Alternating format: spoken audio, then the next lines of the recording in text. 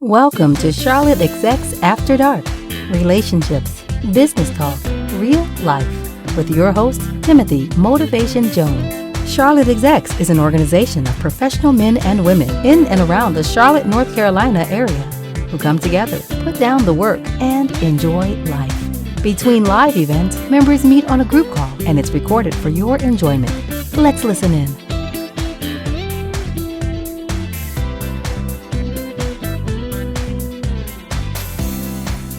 Hello, hello, hello. Good evening. Good evening. Let me unmute this thing. Let me mute this off. Oh, I'm sorry. Everyone was unmuted. I'm sorry. Let me unmute them. Okay. Good evening. Good evening. Hello. Anybody there? Yes. Good evening. This is Tina. This is Tina. How are you? This is Brittany. How are you? Good. Good. Who? I just heard another voice. Who was that? Oh, I'm Brittany. Brittany. Nice to have you. Anybody else on the line? I mean, I see other numbers. I'm just trying to see who's going to talk, you know? My name's Carissa. Hi. How are you doing, Caressa? Glad to have you. All right. Thank you. My name is Linda. Linda. Glad to have you, Linda. Oh, thank you. Hello? Yes. Who's Hi, that? I'm Crystal. Hi, Crystal. Anybody else want to say their name? This is Chantel. Chantel. Minneapolis? Yes. Okay. Anybody else? Somebody in Fort Worth? Stacy. Stacy? Cleveland. Anybody else want any brothers on the line?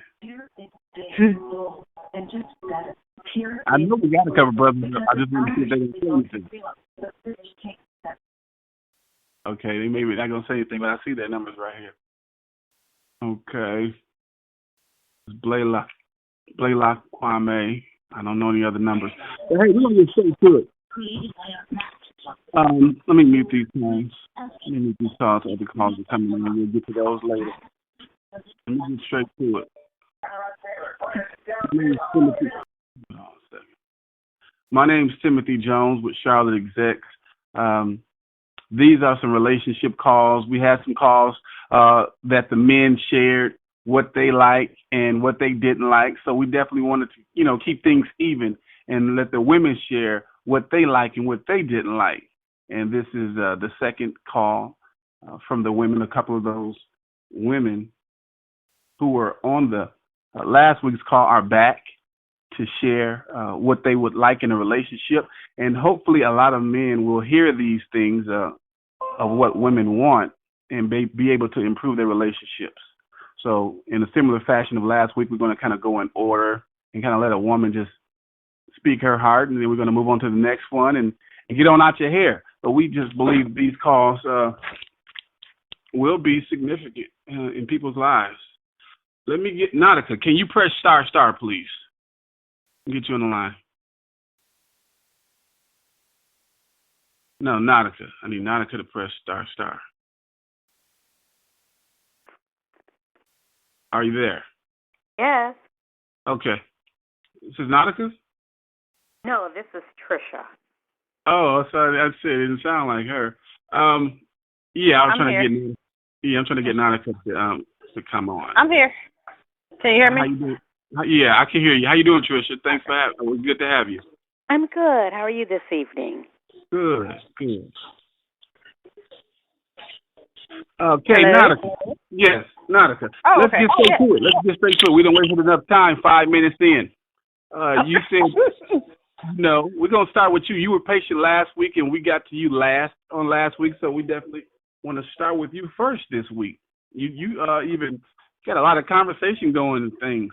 So, can you tell us a little bit about yourself, and then we're gonna go into this, like in a relationship. I am 36, originally from Cleveland, live in Charlotte approximately 9 years, no children. It's been so many years since my last relationship, I don't even keep track anymore. But that's pretty much it about me. And I have a dog.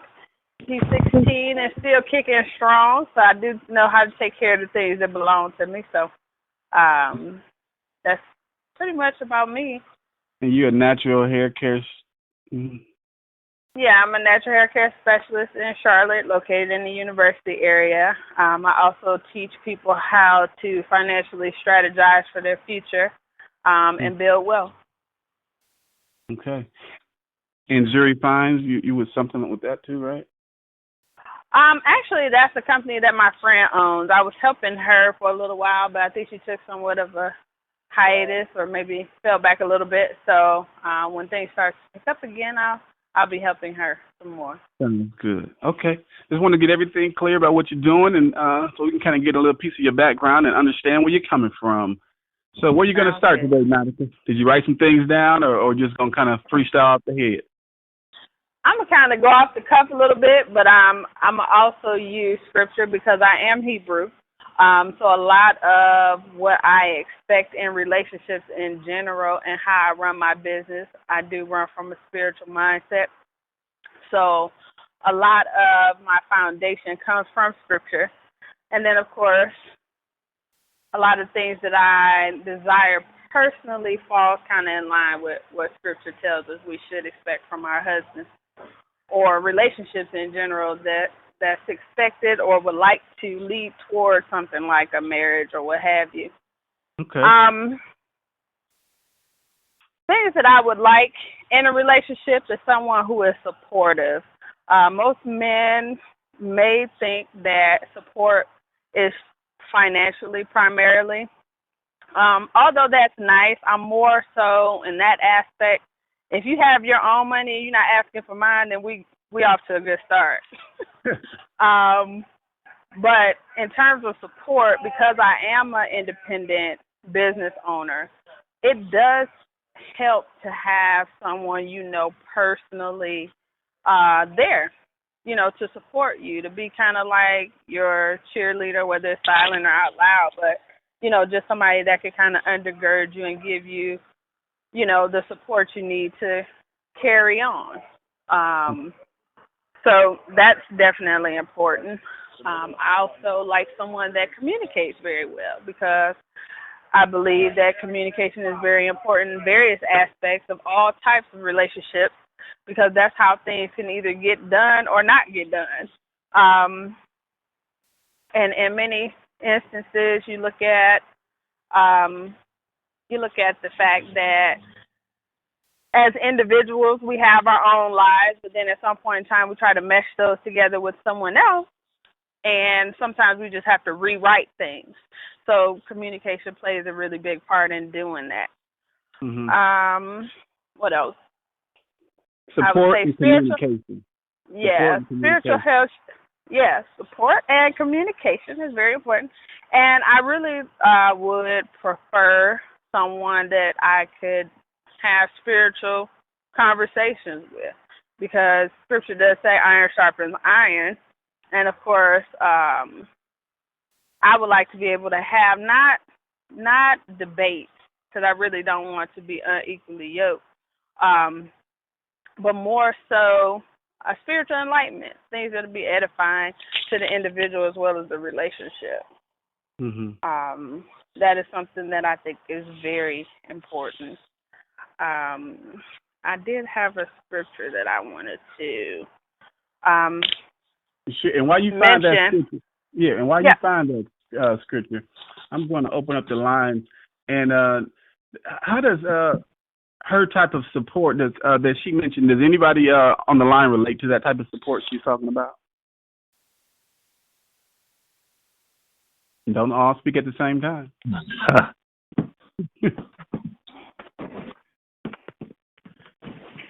Ladies? Hey, gentlemen, you can speak to men. Oh, I'm sorry. I muted myself. I said I do. Okay. Yeah. This is Boogie.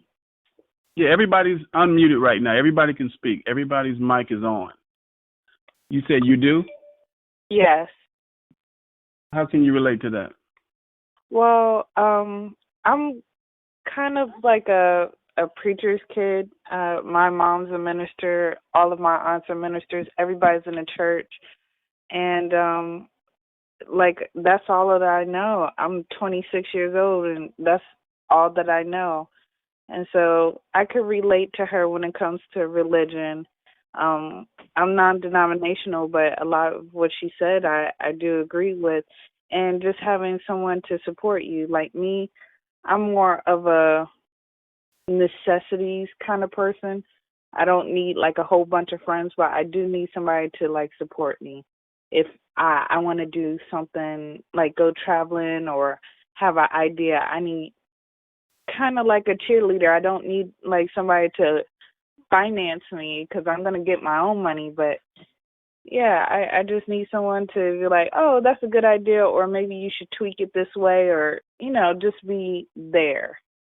And before we get back to Nautica and her scripture, what if you don't have that cheerleader? Because I heard you say, I need that cheerleader. What if you don't have that? If you have a person, but they're not doing that part, what do you think it'll create? Well, me personally, well, don't shoot me because I am young, but okay.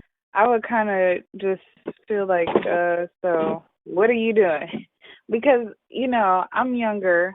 I have a job. I'm doing for myself, so I am more independent. And, you know, I'm kind of out of that I don't need my parents' stage, so I don't need like a boyfriend or a man to be my parent to kind of support me any other way. I need someone to grow with me. So if you're not growing with me, if you can't support me, if you can't, you know, give me a pat on the back, and you don't have to go all out, just to like, okay, I see that you're trying to do something for yourself. If you don't do that, then it's just like we're staring each other in the face. What are we doing? Okay, I feel you. That's good. Nautica, you got the scripture yet? I do. Okay. We're ready. Yeah. I put up 1 Peter 3:7. It says, likewise, husbands, live with your wives in an understanding way, showing honor to the woman as the weaker vessel, since they are heirs with you of the grace of life, so that your prayers may not be hindered. Okay. I like that. I like that because a lot of times weaker vessel is often misunderstood. And I believe it can be misunderstood on either end, male or female. But to be the weaker vessel, as women, we tend to be a little bit more emotionally strong behind certain things taking place. So it does take a significant level of understanding of our counterpart to be able to empathize with us and, you know, with certain matters or what have you, and not get frustrated or let their patience run thin with us, and vice versa, because we do want men to be a little bit more assertive, assume their role of headship or leadership, for a better choice of words, somebody that we can follow, so to speak, and be just as supportive as we would hope for them to be with us. And from this, it looks like that. What happened? No, that's somebody's background. It's okay. Oh, okay.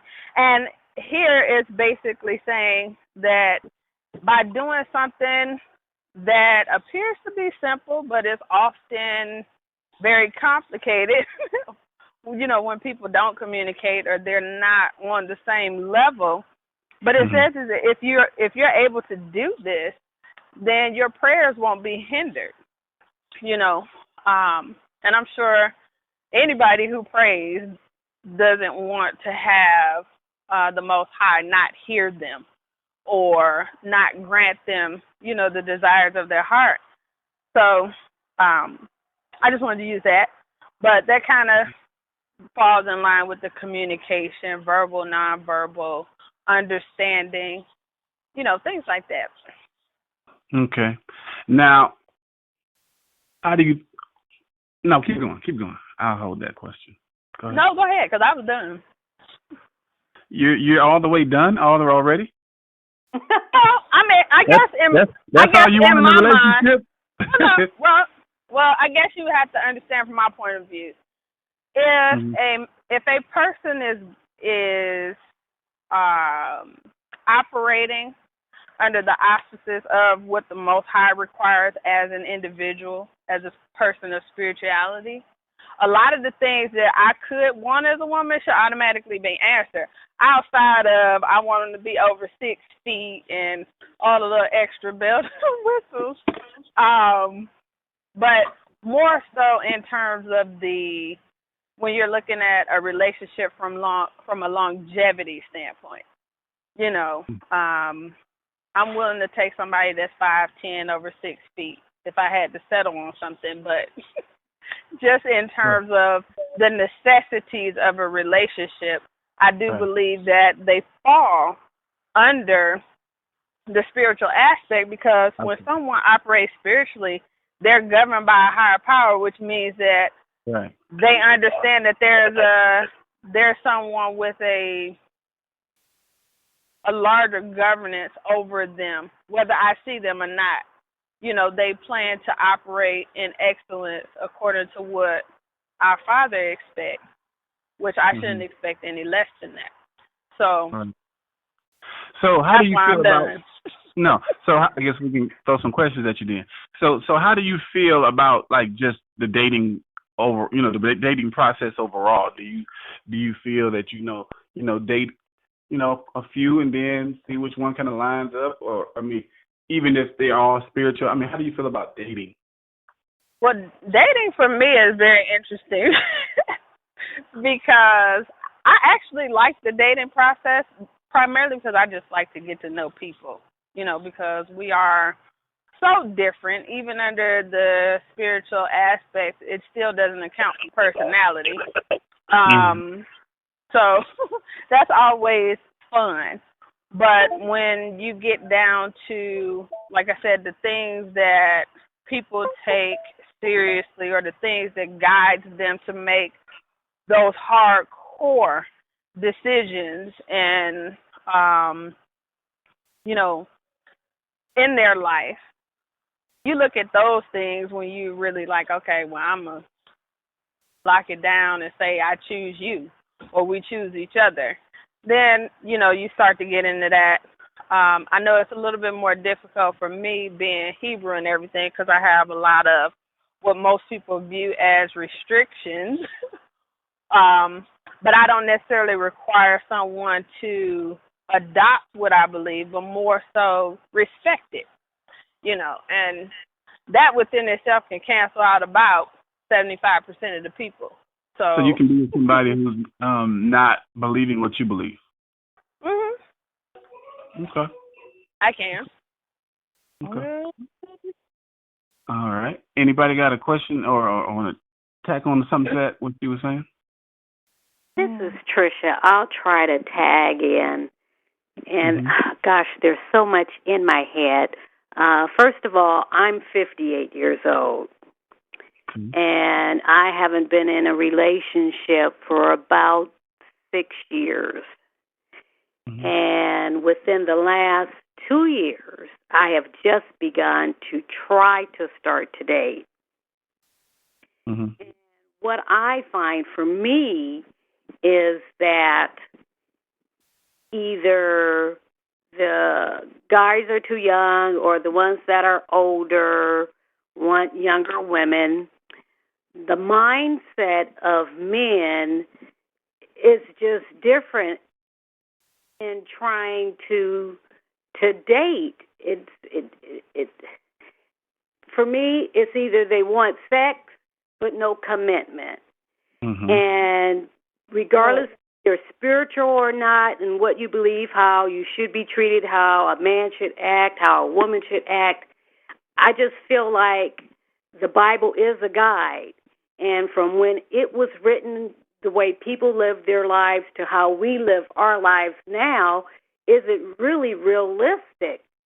I mean, we're in 2016 and we're trying to put, values and stipulations and goals and how people are supposed to act way back when there were horses and carriages. And it's different. Men should treat women as a weaker vessel, but for the most part now, women don't need men like they did back then. Women did stay home. They were out in the fields and they took care of the household, and there was no such thing as working outside of the house for the most part, for them. Mm-hmm. We go outside. We have not just jobs, but we have careers, So it's not like we have a need for a man for that. And I hate even saying it because I still need a man. I mean, yes, I can have it going on. I have a house and, good car, and I can do whatever it is I want to do, but still nothing takes the place of a real man. But a real man, now that there's Viagra and everything else, it's like, well, hey, I don't need a woman, You can go outside the Gold Corral or whoever and get you a good meal. And as long as you can, meet up with somebody, hit it or quit it, what do you need a woman for? So, and women are thinking, well, women are going with women or whatever. Not that I have a problem with that. But, what do you do? What do you do? Right.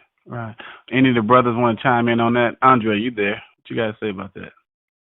Yeah, I think, Trisha, I'm kind of with you. A lot of times we do have that horse and buggy mentality, and we try to think like, okay, well, back like 30, 40, 50 years ago, the model, we try to adopt that same model today. But like I was saying on the call a couple of weeks ago, for every 100 single women, there are 88 single men. And out of those 88 men, some don't just date black women. Some don't just date women at all. So that starts to go down.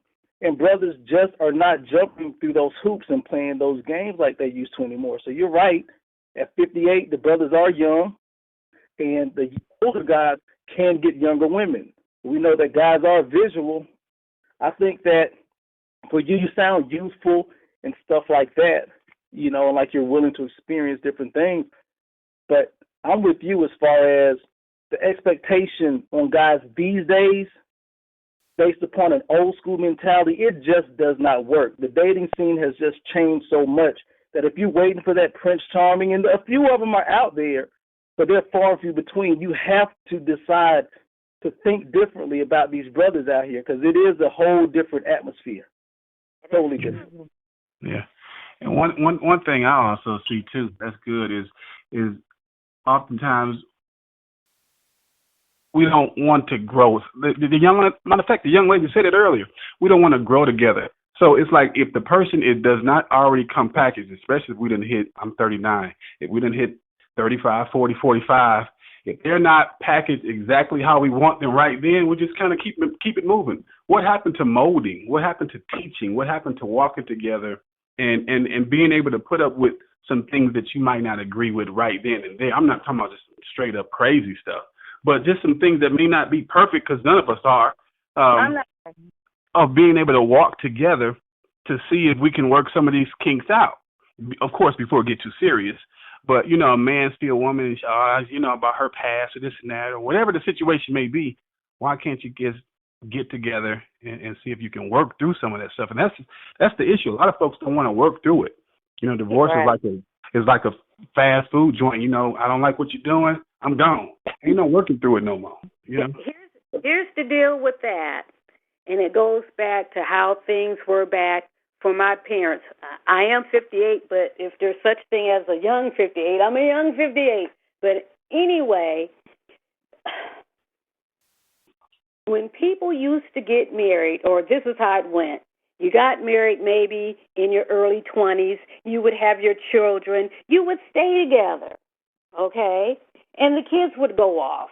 And the couple would stay together because that's how it's supposed to be. You have your kids, and your kids are offspring, and off they go, and the married people stay married. That's not happening anymore. Too many marriages, too many divorces. The older you get complacent, set in your ways. You're not growing together. Like me, 58, there's a whole lot of stuff I'm not going to take, at 58, because been there, done that. So no, people aren't sticking together and working it out. It's like, hey, if you don't have that together by 40, 45, You're not going to have it now. Nobody's going to teach anybody or train anybody, if that's such a term. It's like people are set in their ways because they're older. They've already did that. Yeah, that's what I'm saying. It depends on what it is. Sometimes people are just stuck in their ways and just stubborn. But then some things it's just like, come on, if you really want to be in a relationship, is it that bad? I mean, we're looking for this perfect individual, and it's not going to happen. You just have to have a made-up mind, both of you, that, hey, no matter what, this is it. If you need to be mad over there, go to your corner and get over it, and we come back. And but people don't have a made-up mind. They have a made-up mind. If you're getting on my nerves, I'm only going to tolerate it for so long, and you got to go. I'm not saying lower your standards either. It's just like, just be able to compromise. Like that word doesn't even exist anymore. It's like my way or the highway, and both people are thinking like that. That's it. That's what I'm saying. You have to have a made-up mind.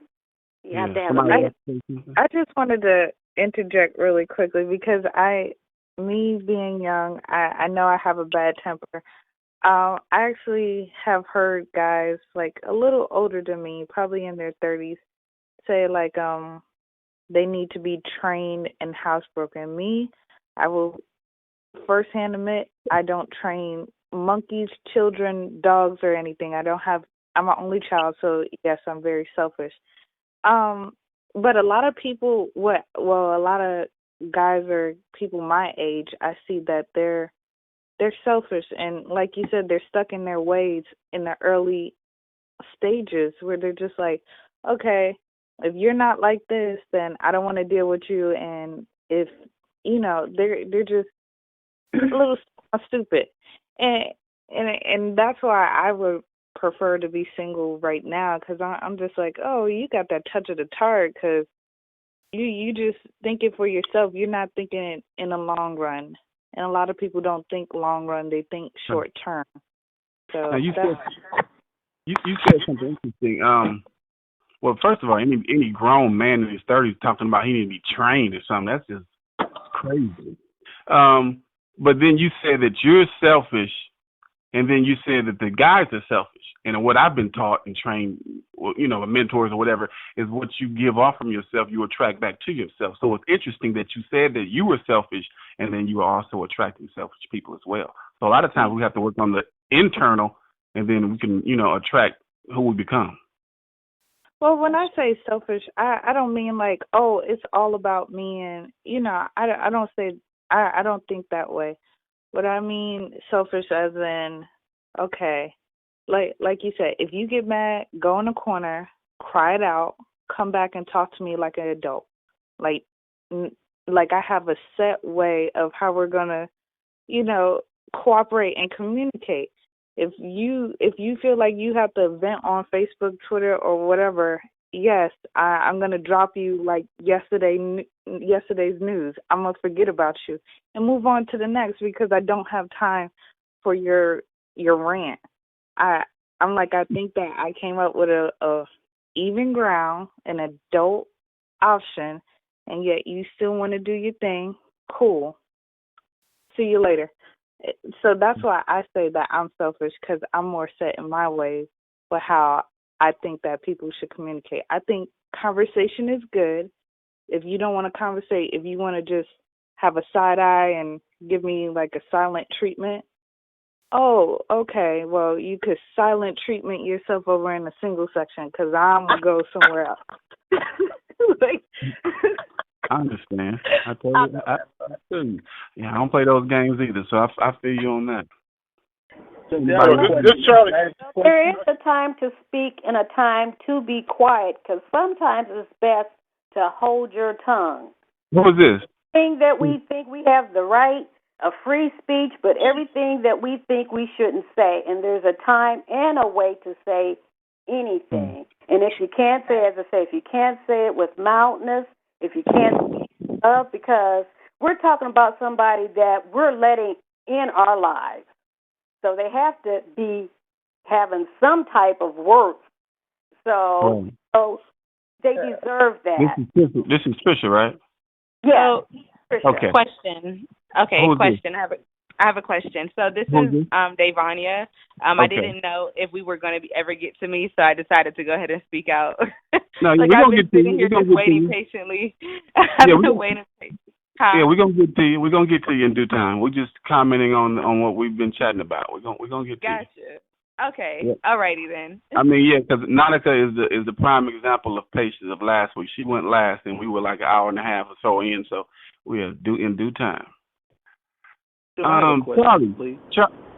okay, I Yo. think Charlie was about to say something. Then you wouldn't come back to you, Andre. Yeah, I just wanted to say what's missing and what I find in my dating is that people say they want friends first, but they really don't apply that. They see you, they want to make you yours, and so they go out their way to get you. And once they got you, then they start their own with what's really going on. So if you had that foundation of friendship, all that stuff you're saying, you won't have that. If that person is your real friend, then you're able to talk and express yourselves and go back and forth and support each other. That's what I had to say about that. That would alleviate most of that stuff we're talking about. Dre? Yeah. Tim, one thing is what Trisha said, another thing what Nautica said. I mean, right now, we're never taught conflict resolution. And what Trisha is talking about, what Nautica was alluding to and the other young lady, is like long-term relationships, people working together, growing together. But again, that's with that long school, old school love. But we're in the generation now of baby mama, baby daddy. A lot of times we're not thinking about long-term. It's like, yo, I don't have to marry you. We can have kids together. We can do all this stuff together. And we have to split. We can split ways. But that's the generation that we're in now. And one of the things I wanted to say to Nautica is, Nautica expressed, or she read a scripture, but the question I have, and maybe you can help me understand it, is, Nautica, you're single in 36 with no kids. So that applies. You've never been married. But I hear a lot of times sisters do quote that scripture or scriptures like that, but those scriptures pertain to wives or married women, not necessarily singles. So it's kind of like, Right. would it be a misapplication of that scripture, or what do you think about it? Well, no. I mean, I'm just speaking in terms of those that are in pursuit of marriage, because of course I'm the type of person, I've never operated by anybody's timeline. When I say never, never. I bought my first house when I was 20. I had 7 by the time I was 26. So I never operated by anyone's timeline. So you need to have a kid by such and such age, you need to be married by such and such age, never applied to me. So with that being said, many people in my age bracket or older, some younger, are in pursuit of someone for longevity. And I was just using that particular scripture because it is something to keep in mind when you're looking for a man that you desire to have. He has to have that type of spirit, if that's who you're going to be with. That's what I think. Now, I preface that by saying, I like to date. You know what I mean? Getting to know people is no problem, but I'm much like the lady that just spoke, that it don't take long for me not to want to deal with you. You know what I mean? Because I realize that everyone has baggage. You know what I mean? It's all in how you carry it. You know what I mean? Because you can either carry it as a crutch or you can carry it as a reminder of what you will and won't tolerate. Now, when I look at that, a lot of times it's on both sides. Everyone, I think, has had some form of experience in relationships that has molded our view, and we try to, evaluate the new person according to what we know and understand. But again, that's why I put so much emphasis on the communication aspect, because sometimes a person just got to know how to talk to you. You know what I mean? They could be saying the exact same thing Joe Schmo said 4 weeks ago. Different tones. His delivery, his disposition, I'm saying this to help you grow, to assist you in your development. versus demeaning you, debasing you, making you feel like you were in the wrong or whatever the case may be. I don't have a lot of experiences like that, but I know a lot of people who have. And I know that I've learned over time, people will only do what you allow them to do. And the phase I am in my life is this. I'm my own business owner. I clock in when I want to clock in. I stay as long as I want to stay. Everything that I do in this stage of my life is voluntary. So if you are someone that's unpleasant to me, I obviously have voluntarily allowed you to be that in my relationship. So I have to look at me first, and then I got to cancel you out because you're a problem. Yeah. I'm more expeditious in that process because my mindset is different. I'm not conditioned in being subjective to things that I don't believe is beneficial, not just to me, but as a whole. Because I know those types of people will probably bring out the worst in me that I know exists, and I can't get nobody that type of power. You understand what I'm saying? So I have a question for you. What's your longest relationship you've been in? 2 minutes, girl. No, I'm just saying. What's 2 minutes? It was probably like I want to say no. The longest relationship I've ever had was 4 years, but I try not to count that because I was so young. That was like when I was 19. But in terms of my later years or what have you, the longest relationship I've had was 2 years. Shortest relationships, 5 months, and that's been several times. And it's mainly because when a person addresses me, if you pursue me, I assume you know what you want. So I'm going to take you at your word until you show me different. I'm a little slow about that because I have so much grace. You know, maybe they just don't know no better. Maybe they just haven't experienced somebody like me. Okay. But, go ahead. Yeah, I was going to ask you this. You threw me for a loop. Oh yeah, you said something about when you want to find a man. So you don't. So you feel it's okay for a woman to find a man, or maybe you just use the words and it meant different. I just use the word find because realistically, even making yourself available puts you in a position to find. Because if a person finds you, you still have to find what you like in that person. So making sure you wasn't talking about hunting. Yeah, okay. Just making sure you wasn't talking about doing what I believe a man should be doing is finding a woman. No. A lot of times that's what things get, messed up is when a woman is out there with the magnifying glass looking for him when it needs to be the other way around. I would even challenge you on that because realistically, if I had to say, a lot of what we experience in this dispensation in life is that we don't have a lot of us, we don't have personal relationships with people that's connecting us with the other individual, somebody that knows us equally to make you, whether it's a family member, a friendship, somebody to kind of vouch for you, kind of do the pre-screen and, all that. You don't have that in the masses. You have people looking for folks all over the place. So, and the reason I say that is because I believe in the scripture and all the scripture, and that one scripture that does say that God want to get specific, He will. He said, "He that finds a wife finds a good thing." He didn't say if a woman finds a husband. So that's why I believe that it should be the man pursuing the woman. Yes, the woman should position herself, and of course she has to say "I do" or "I accept." But at the same time, it ain't her going out here, Matter of fact, if a woman really knew how big of a turnoff it was, they wouldn't even do it because it does nothing for his ego when she's the hunter. We're made to hunt. We're made to beat her over the head with the club and drag her back home. You know what I'm saying? We're made to go get her. So, I agree, but most women of the club don't really pursue men anyway. They pretty much make themselves attractive. to the type of person that she wants to be. Meaning she implants herself in settings for which she would like to draw from the pond or whatever. Right.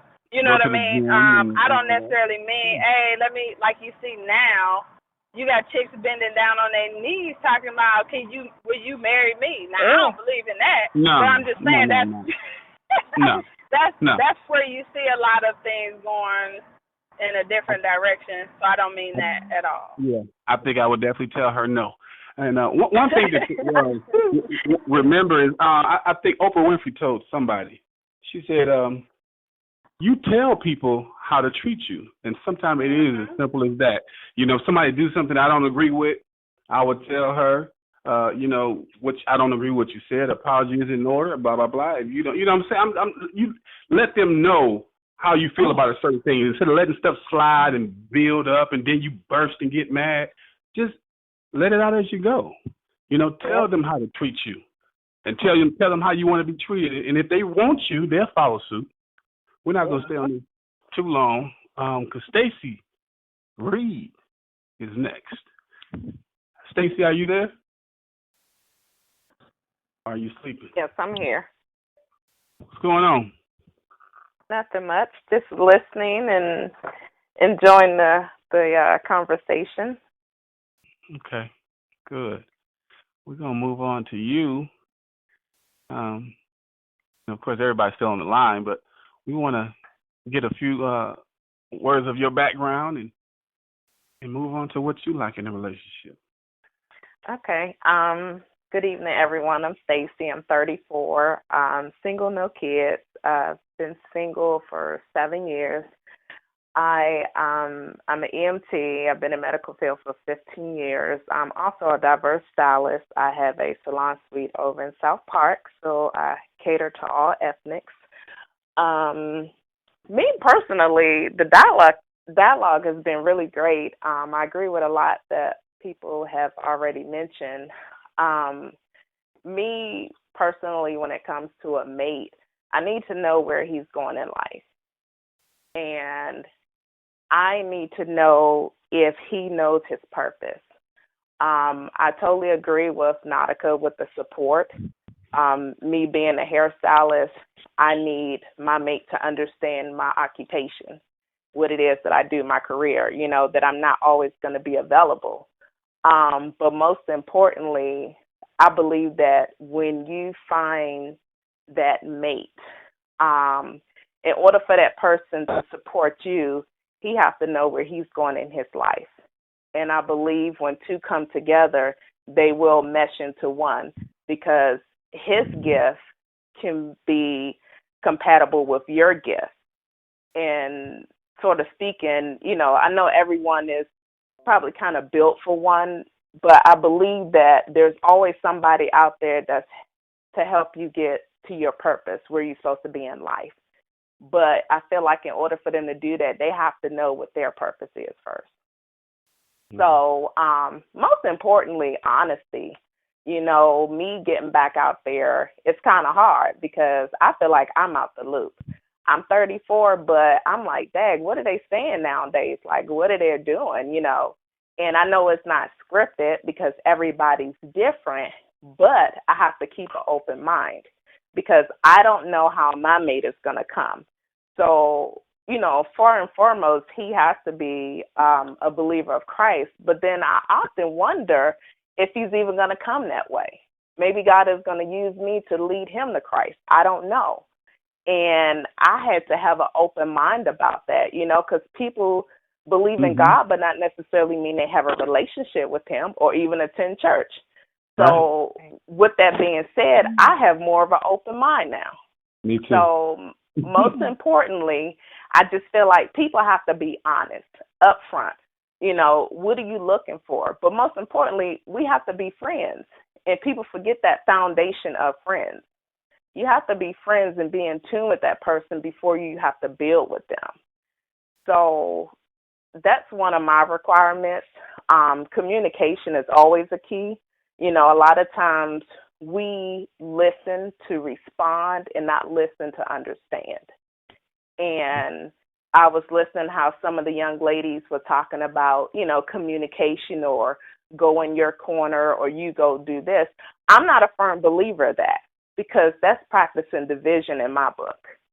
Now, yes, if it gets bad, you do have to walk away, but I don't want that to always be a tactic because I feel like when you say you go your way, I go this way, we're practicing dividing. And I feel like anything could be said, but we have to learn how to be in tune. When you're in tune with one another, you know how to complete one another's sentence. I know what you're thinking just like you know what I'm thinking. So I should automatically know, well, I know if I say it this way, she's going to get upset. Or maybe I shouldn't talk to him this way because it might hurt his feelings. But I think a lot of times in a relationship, we're not considerate of one another. Even though we might not say I'm selfish, but I feel like we all still have a little twinge of selfishness.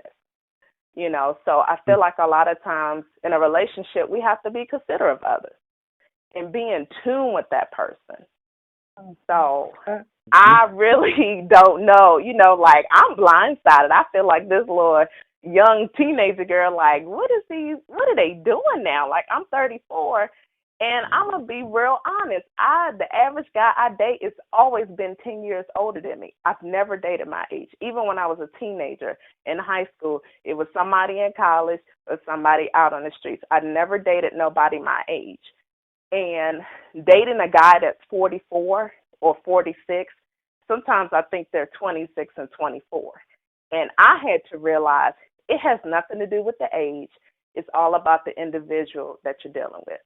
And I had to stop categorizing everybody and saying, oh, I only want them this age here, but I'm not going to deal with that age because I feel like putting everybody in the box, then I will miss out for the person that's supposed to be with me. Yeah. I wanted to say something really quick. I didn't mean like, I'm not trying to cause like a disunity or, drifting apart. When I mean go off in your corner, like I'm saying like, okay, for me to like come off of 10, I probably have to go read a book, start sewing or do something, tell a joke. That's like do whatever it needs to be so you can decompress and come and tell me in your own big words what is wrong.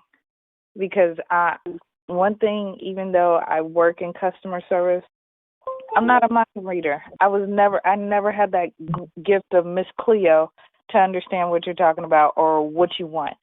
So if it takes for you to go and, run in the field for 40 days and 40 nights to come back and tell me what is wrong with you, that's cool.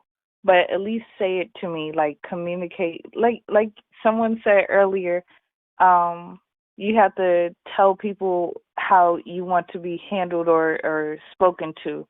So, like, just tell me. That's how I rather have communication, not smoke signals. I need you to say it in writing. If you have to put it in closed captioning, Braille for my eyesight impaired or something, like, just communicate to me in something audible that I can actually see and say, okay, I see what you're saying, and I'm glad you got, what it is off of your chest so you could come to me with a even playing field head to relate back to me. I'm not trying to, like, if you don't say it right then and there, then you might as well just, kiss it goodbye. No, I'm not saying that at all. I totally agree with what you're saying, but in the same token, how healthy is that? And how long could that last? Me personally, when I look at a relationship and I'm with someone, I'm like Nautica, I'm looking for longevity. But at the same token, what works now may not work for tomorrow. And he may already know, I'm going to get upset and I know she's going to tell me to go my way and I'm going to go this way. But guess what? I'm going to go talk to old girl over here because she allowed me to vent. She allowed me to say what I needed to say and I actually responded back, but she allowed me to talk. So I totally get what you're saying and I understand it, but always keep in mind what works for today might not work for tomorrow. And also, most importantly, how healthy is that for your relationship? Because communication is the biggest key. And I think a lot of times when people, like Andre told me, I don't know if you was on the first call, but my man Andre said he evaluates women on these 3 F's. So what if one of Andre F's was communication? And every time Andre really just wanted to express himself, but you told him to go walk away, guess what? He's going to go express himself to the next person. So when he does express himself, all you can say is, I hear you. I understand. This is what you're saying. Allow them to talk and then say, well, this is how I'm feeling. Because a lot of times people just want to express themselves. They just want to talk, but not necessarily mean you have to respond. So I understand what you're saying, but always know and always remember, how healthy is that going to be for your relationship? Yeah, and another thing is when you're predictable, people will play on that. Because if a man knows that if all he has to do is something and you're going to shut down or tell him to leave, he'll start something on purpose so you'll tell him to leave because he got old girl waiting anyway. So you don't want to be, and I know that's for very specific fact. So you don't want to also be predictable on how you handle situations. You kind of handle them as they come. You know, like you said, if it get too heated, then yeah, especially if you're talking about violence, then you probably don't even need to be together. But you don't want to always just shut down and go your separate ways because you're going to open up the door for somebody else.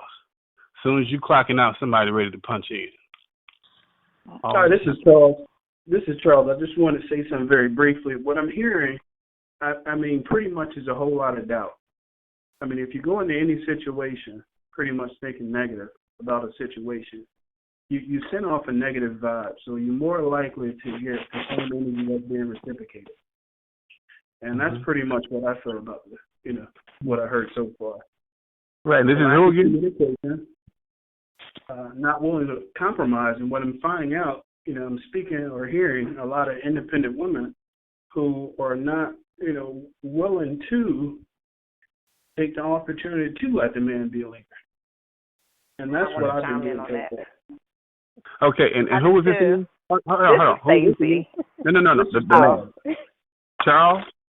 Yes. Okay, so we got 2 Charlies. Okay, Stacey? Okay. So let me chime in on that real quick. So I'm gonna go ahead and say this. Yes, I do consider myself as independent, but guess what? My heart is so filled with a desire to have a mate. I don't mind a man coming to the table making less than me. None of that stuff matters to me. I know when to move to the side and allow a man to need a man. To allow a man to be a man. I can honestly say when I moved in my suite, guess what? I didn't have nobody to come help me. I was pulling on other people's mates to come and help me, and I felt that. So I don't want you to think that women are so independent to where we feel like we don't need a man, because guess what? We need y'all, and I'm not going to lie. We need y'all. But at the same token, I know how to step back and allow a man to be a man. Now, I will say, if you don't look like a leader and you looking like you messing up, you need to move over, because I'm going to guide this ship until you get yourself together. Then I will step back and allow you to be a leader again. I want to speak too. It's not a good. Go ahead. Thank you, Stephanie. I wanted to say a couple things. I really like what Stephanie has said.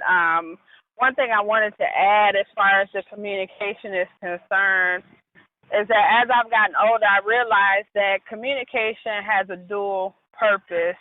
Not just for you to say what you have to say, but for the person to hear what you have to hear. But I also believe that it gives a person ample opportunity to even evaluate themselves, because I've honestly amazed myself in some of the things that have come out my mouth as a result of having conversations with someone, whether it's male or female. I'm like, oh man, I didn't know I had that in me, or something like that.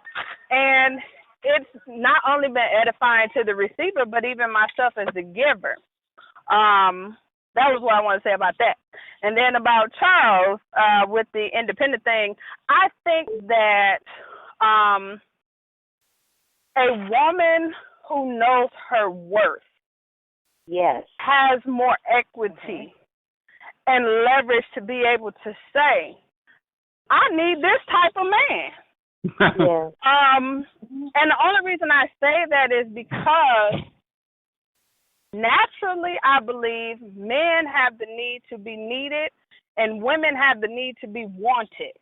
That's just what I think. And the thing is that as a woman who's had to, not necessarily wanted to, it became a want because you have to have that desire to want to self-sustain, right? You grow, you establish, you learn things. It's different than somebody just giving you information as a student versus someone being in the trenches and feeding themselves to get that information. You become self-confident. So what happens, it can come across as I don't need, and technically my need may not be like someone who does not have that entrenched in them already. My need is just different. I might need you to just pay the rent because I don't want to do it no more. Not because I can't, just because I've been doing this for so long by myself. It'll be good to do something as an option versus a necessity. You know, it's wow. I know what kind of man it's gonna take to sustain what I have. Because that's my minimum standard. What I can do for myself. So if you gonna come to me, then you need to be able to do the minimum, right? Which is sustain what I have. Even if I moved in with you, I'm not gonna move out of a house into a hut. I'd be more inclined to say, "Hey, boo, why don't you come live with me and we'll just split it?" You know what I mean? Because I don't see in any relationship where the compromise is for you to be less than in any aspect. Just like I wouldn't expect a man to be like, and let me say this: you have a lot of men that want to play Captain Save-A-Ho. Okay, they want to go out and get the woman they need and want stuff like that. I'm just saying, but when you qualify the person that you desire to be with, whomever that may be, male or female, that it should be complimentary in the plus. Okay. But no less than equal. This is Charles on the line. I just want to give you guys clarification exactly what I meant about that. Okay. Based on interpretation what people got, it's not necessarily the whole financial status. The reason why I addressed that, I was finding myself, I'm 43, and it's like I only attract younger women. And for a long time, I was wondering why I never met anyone. I work in the medical field. I never met anybody in the same status, and it was never a financial thing. It was always a matter of lack of communication. It was doubt. There's no problem with being a cheerleader, but therefore, if you are set in your ways, I can't remember the person that said that they were selfish, which means that if you're already pretty much just set in your ways, your perception of how you perceive by others is totally different. So you may give off a certain signal in the early stages where you don't want to have a long-term relationship over a year. There's no one that they feel that they can communicate with pretty much. And I just wanted to clear that up. Tim, may I jump in for a second? Yeah, go ahead. And then we're going to move on to the next young lady. Okay. Because I keep hearing like long-term relationships. But the reason I keep stressing, like the reason dating is important. Dating is like the CarMax commercial. Start here. Almost every relationship starts with hello, my name is such and such. But the reason dating is so important, and we need to not concentrate so much on where is it going right now, just enjoy how to date, is because folks are dating at a younger and younger age. But when we're 14, 16 or whatever, we call it puppy love, but the heartache feels the same. It doesn't matter how old you are, whether you have understanding or not, the feeling is the same.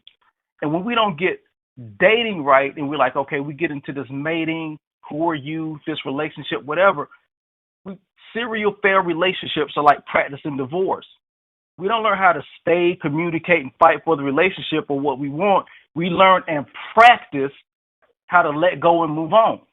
So it's just kind of like, a lot of times it's like with dog, I don't want to date all these people. I'm a one kind of person. I only want to date one woman, one man, and learn how they are. When it doesn't work, like the sister said, some of her longest relationships are 5 months. When you break up with those people, depending upon the depth of your feelings, that hurts. But you get better and better at letting go. At letting go, exactly. Well, can I say something? It's almost like practicing divorce, and this when people it do is, get it's exactly what I said. It's so easy for them to get, divorce because they've been practicing. That's all it is for years to come. And we can look at it even like this too. We can't in puppy love. People can make wise decisions at a young age. Because I know some people who have been together since they've been young. They've grown together and they have some fruitful relationships now. Kids, and don't look like they're nowhere near breaking up. So it just depends on the people, I guess. Somebody has 7 to say. We're gonna move on to Divania. Mm-hmm. I did. I had something to say. Mm-hmm. What I have in my experience, and when I say my experience, not just my own personally, but just in conversation, because being in the hair industry, you hear all kind of stuff about relationships. But what I have come to learn is that, one, everyone is not upfront and forthcoming about what their end goal is, whether they have one or not, step by step or what have you, to even see that whether you're on the same wavelength or not. But more so, you have people that engage in relationships with folks that have limitations based off of the status of the relationship. And I'm not saying that you shouldn't have limitations, but the limitations are kind of like, okay, well, we're just friends. I'm only going to give you this much. Okay, we're dating, so I'm only going to give you this much. Well, if you don't expose me to anything to look forward to, even if it's just conversation and letting someone know what the plan is, it's very hard to see what we so-called future. You understand what I'm saying? Because it's no different than when you interview for a job. Your resume says what you have experience with. But then the interview itself says, well, let me propose these particular circumstances to you to see how you would handle it, whether you've handled it before or not.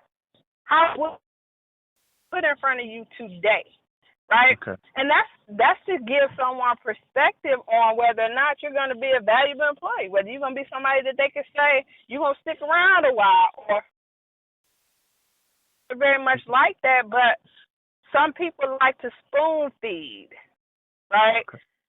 Different things that will be essential to someone's decision-making process and pursuing something more futuristic or something that has longevity. So, yeah, I wish I could get out of a relationship sooner than 5 months, but I haven't been able to do that.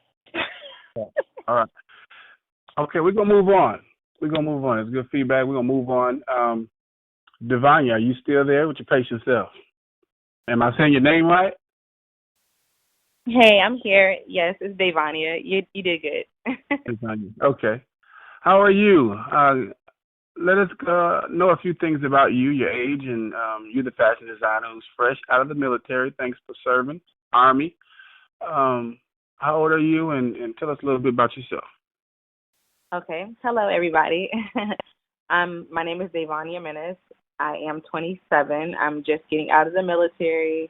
I'm currently attending the Art Institute of Charlotte. I've always been into fashion, so just, I've done plenty of fashion shows. I've done Charleston Fashion Week, actually trying to get into Charlotte's Fashion Week that's coming up for next year. Just, a lot of great things going on in my life. But I guess to start off, I'm currently just kind of ending a situationship because, of course, nowadays in this generation, there is no really real relationships anymore. A lot of times we deal with these situationships where, you play the role as a girlfriend or a boyfriend, but there's no title involved. And I can only blame myself in that situation because we met when I was 17, he was 18, and of course, fell in love and all that good stuff, and I joined the military, so we stopped talking and, decided to link back up when I got out of the military and kind of followed suit in the same tradition as we did before I joined the military. And I should have expected more and required more, being that, we were older.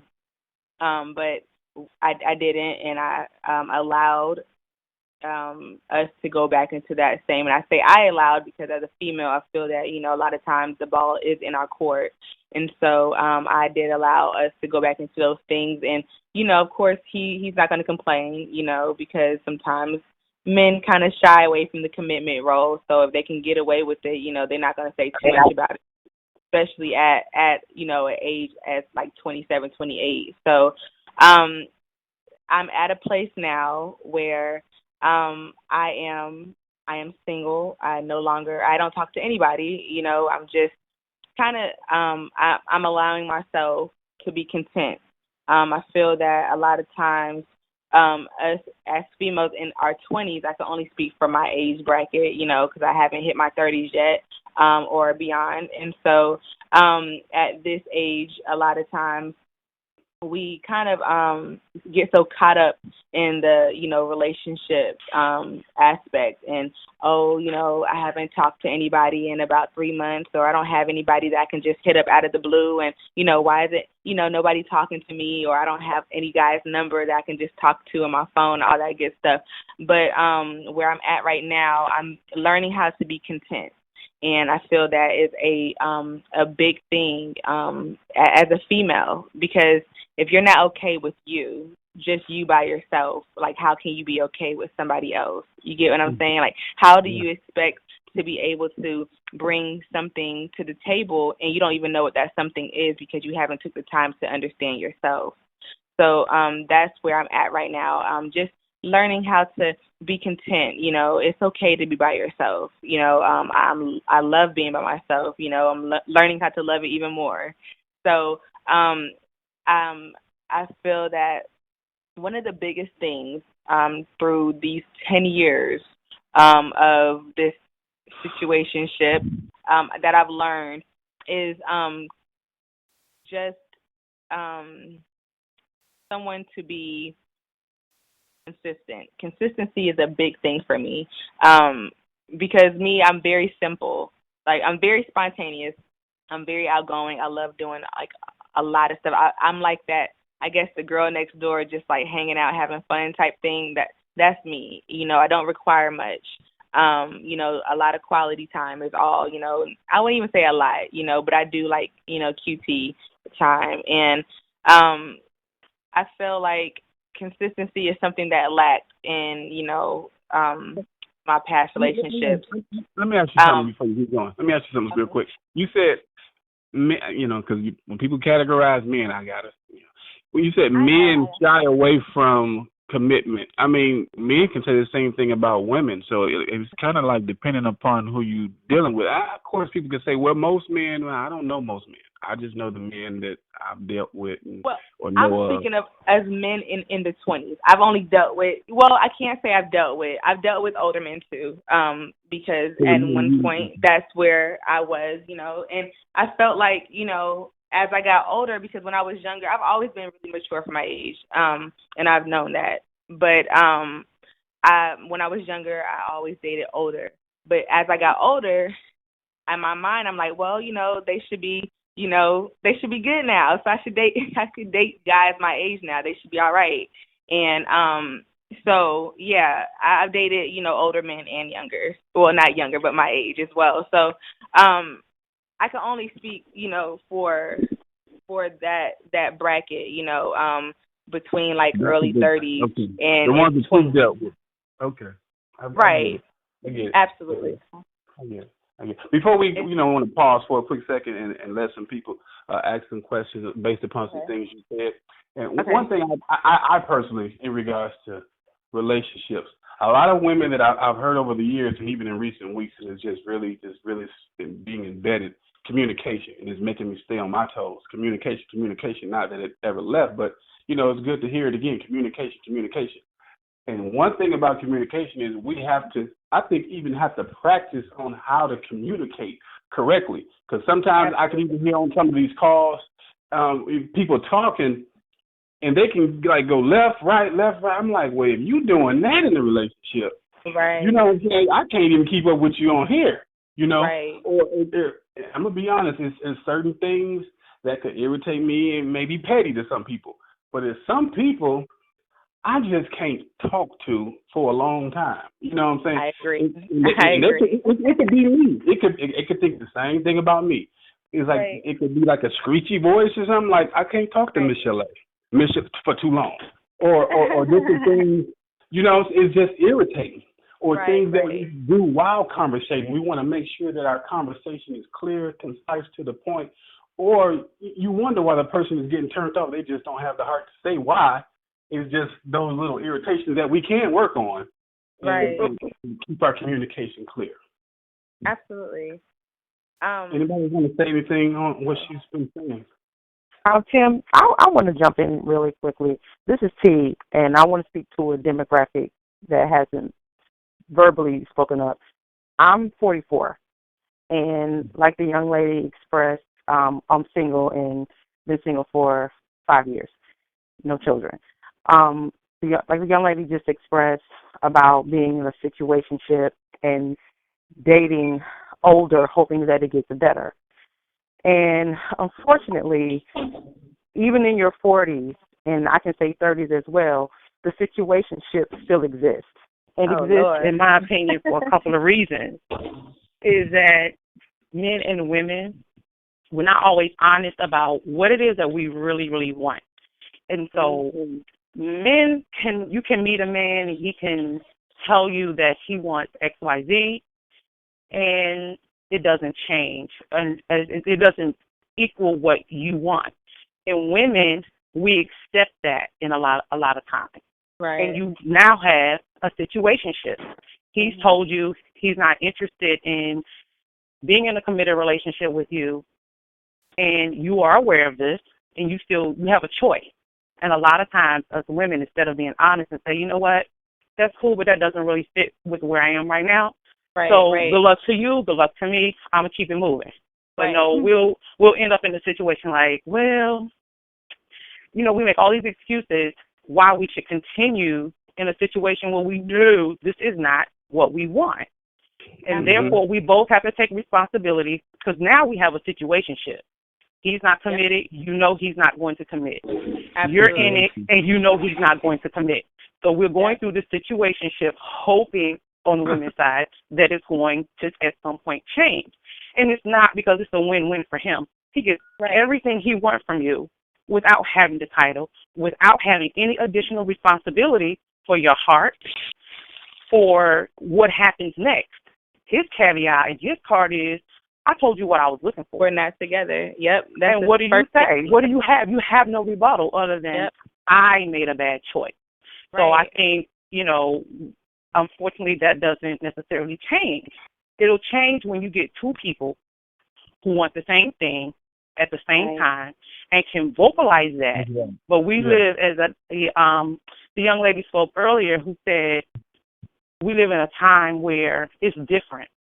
We live in a time now where it's anti-love, anti-family, anti-commitment.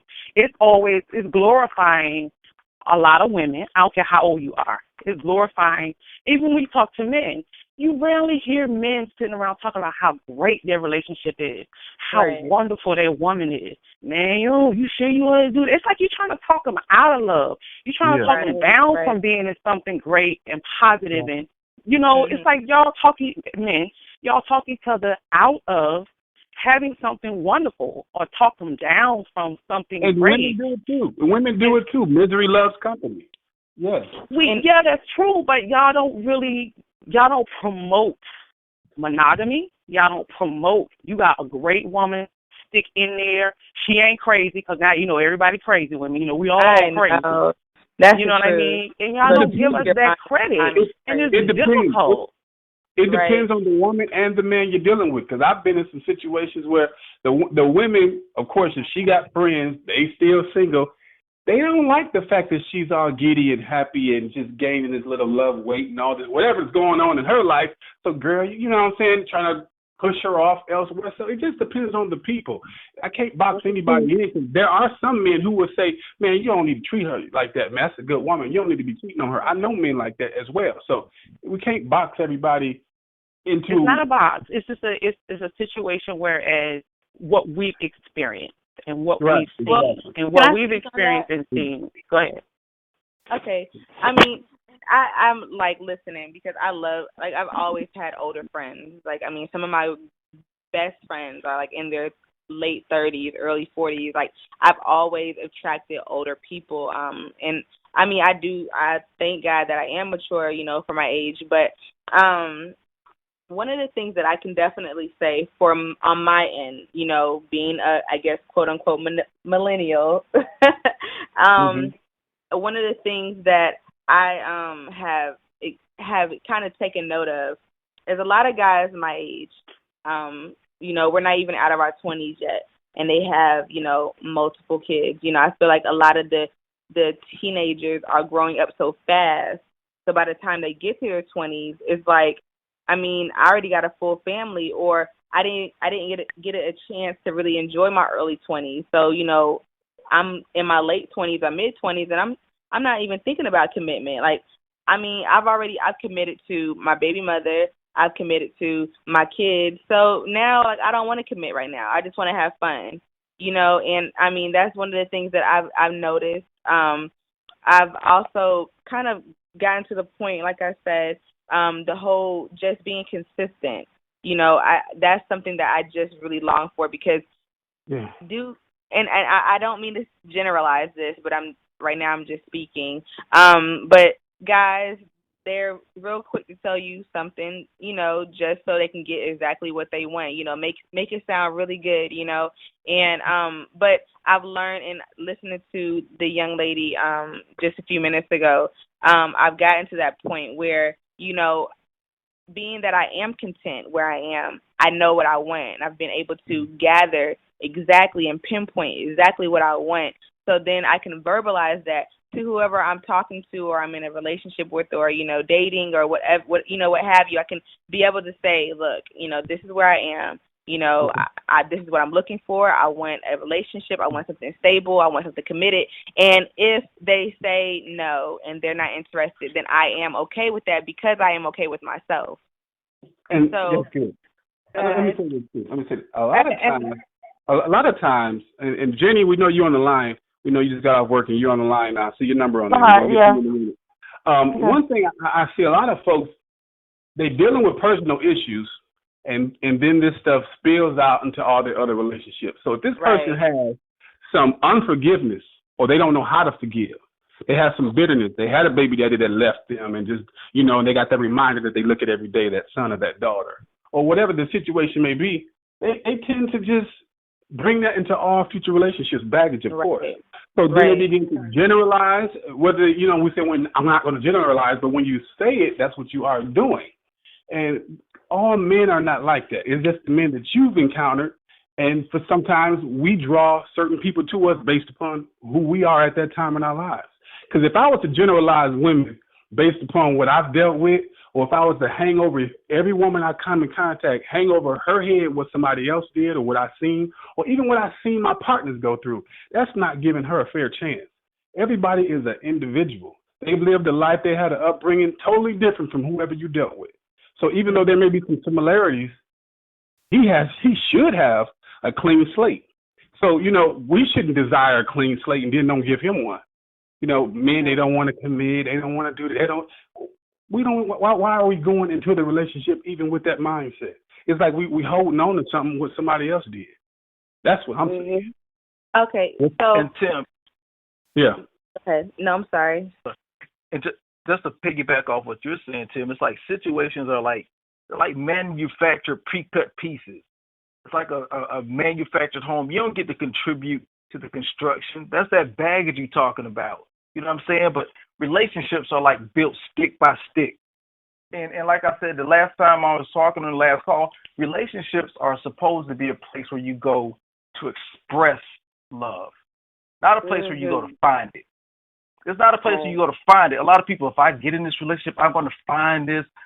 No. A relationship is where you go to express all of that stuff. And it's important to know, one of the sisters said this, and I forgot, maybe it was Stacy, but it's real important to know and be in pursuit of your own individual purpose before you try to hook up with somebody else. Because if you're not, you're going to look for that person to try to complete you. It ain't nobody out there in this world that's going to complete you. Yep. Ain't nobody that's going to complete me.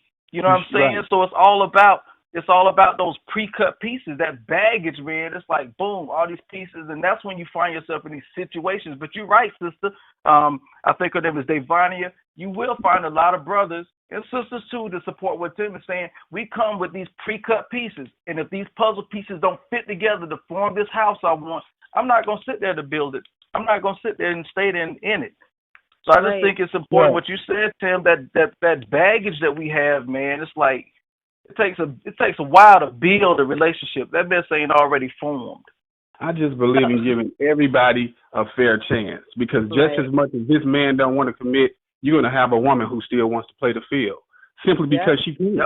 You know, she might have that beauty that's working for her at that time in her life, and she's going to work that thing. She don't want to settle down because there's more benefit, you know, financially or whateverly, just playing the field or just having quote unquote fun. So just as we can stereotype a man, we can stereotype a woman. I just want to come to the, you know, and have a clean slate. Don't come holding over my head what your baby daddy did to you. I don't even know the dude. You know what I'm saying? That's all I'm saying. Well, so my brother, I'm over here at my brother's house. He's like, look, staring at me because he about to bust open. He wants to speak. But is it okay if he speaks? Yeah, let him speak. Okay. So then we're going to move on to Jenny. Yep, we're going to move on to Jenny because it's getting late. He's in his 40s. So I would definitely wanted him to, you know, hear what was going on. But before I pass him the phone, I have one more point that I had to make, and before I go ahead and give the phone to him. But another thing that I'm at my late 20s, that I'm kind of, you know, looking for, is someone who has drive and ambition. Like me, like I have a lot of drive, a lot of ambition. You know, I've been through a lot of things in my life, a whole lot. And so I just really feel that in this point in time in my life, you know, it's kind of time out for playing when it comes to, you know, as far as career-wise and, you know, business-wise and things that I just want to do in life. Like I'm a builder right now. Like I'm just focused on building. And, you know, to get somebody coming along who's not ready to help lay bricks, you know, or not laying bricks of his own, it's kind of, you know, that doesn't really fit, you know, and that I've met people whose drive just doesn't match mine, you know. So, and that's another reason why, you know, it's kind of hard because I'd rather, you know, date sometimes older because they understand and, you know, it's easy to talk to and, you know, they've been there, done that, and so they kind of understand where I'm coming from. But then I feel like they've gotten to a place where they're comfortable. So then they kind of relax back. So then, okay, I date younger, you know, or my age, I would say, and because, you know, they're trying to go after what I'm trying to go after. But then when they see somebody whose drive and ambition as a female is way higher than theirs, or, you know, because I'm not going to lie, like, I hustle, I grind hard. Like, you know, that's because I have older parents, and I just want to, you know, I feel in my mind, you know, I believe that God's going to, you know, grant them, you know, years and years and years of life. But in my mind, I just feel like I don't have that much time, and I just want to pay them back. So now, like I grind super hard. I'm really hard on myself. Like, I push myself really hard. So to get somebody, a guy who doesn't have that same drive or ambition, like I'm looking at them and I'm like, why you not driving? Like, why you not pushing as hard as I am? That's good, though. That's good, though. You don't need a man to slow you down. I mean, you're doing good. You don't have to lower your standards to be happy. Matter of fact, you're not going to be happy. You can do bad by yourself. So why get with somebody who's going to slow you down? If they can't match or be above you, it's worth waiting. Truthfully. Right. And that's and you know, I was listening to what you said when you were saying, you know, you run into a lot of young females who, you know, in a way, I guess you were looking for somebody that's on the same, you know, status as you. And for me, you know, in my mind, like, no, I'm not the CEO of over a Fortune 500 company, but soon to be. And so in my mind, like I feel like my mindset is there. Naturally, I haven't got there yet. So when I'm meeting people and I'm going for those, those people who are already there, because my mentality is there, but I feel like whenever they look at me, of course, because I'm not there yet, it's kind of like they kind of don't pay me no attention. I'm like, well, dang, do I have to wait till I gain access to everything that I'm working for before I'm able to, get exactly what I'm looking for and what I want? Let hindsight be there 2020. Let them miss out. If they can't be with you while you're putting coals in the train, don't let them jump on when it's moving. That's all I say. That's good. What's your brother's name? Can you put him on? Yep, his name is Robert. I'm about to pass him the phone right now. Hey, gentlemen, how y'all doing today? Good. What's going on? All right. Hey, Tim, I'll tell you, if I ever meet you in public, I think I'm going to have to buy you a drink. And the reason I say that, because I 100% agree with what you're saying. So just to give you a background of myself, I'm 41 years old. I'm actually going through a divorce right now. I've been married for 14 years. Now my marriage ended last year. Basically found out that my soon-to-be ex-wife was actually committing adultery. And we have kids together. She was actually messing with a married man. And so anyway, it took some time to get through that, but I finally got through it. So I actually did meet someone. Actually, it was someone that I have known for years, but we actually had started, a relationship. And, she was kind of doing her thing. I was kind of, still dating, but I, had decided that, I think this is really the person for me. And and the way things were going, she was leading me to believe that I was the person for her. And this lady, she's 45 years old, a little older than I am, actually. She has 3 kids. I have kids. And, she always talks about how, hey, I'm looking for something serious. These men out here, they're not serious. Okay, well, here I am giving you what you're asking for. And then all of a sudden, I started noticing that I wasn't getting the phone calls that I was getting. Where we're talking a couple times a day, it started turning into maybe once a day, and then all of a sudden it started turning into once every couple of days. Or when I call, I'm not getting the phone's not being answered. I'm not getting a return call. So I said, I wonder what's going on. Well, her excuse was, well, you know what, you're still married, and I, God is dealing with me for talking to a married man. I said, okay, I can respect that, but I just felt like it wasn't really that. I felt like it was a little bit more to it. So anyway, we, I later, just to kind of fast forward, I later found out, she did reveal to me that, no, actually she had met another guy. And wow. I guess she felt like this guy was actually better for her. Now, of course, I wasn't really happy to hear that, but, the thing is, we've been friends for years, and I didn't want to ruin a friendship. So, I did tell her that, I wish you had really been more honest with me. I felt like you used God as an excuse. And my thing was, if you're so godly, then how would you say, okay, I'm not going to talk to this married man who she could clearly see that I'm on my way to a divorce. There's no ands, ifs, or buts. But yet you would lay up with another guy. All right. My thing is, if you're going to be godly, be 100% godly. Mm-hmm.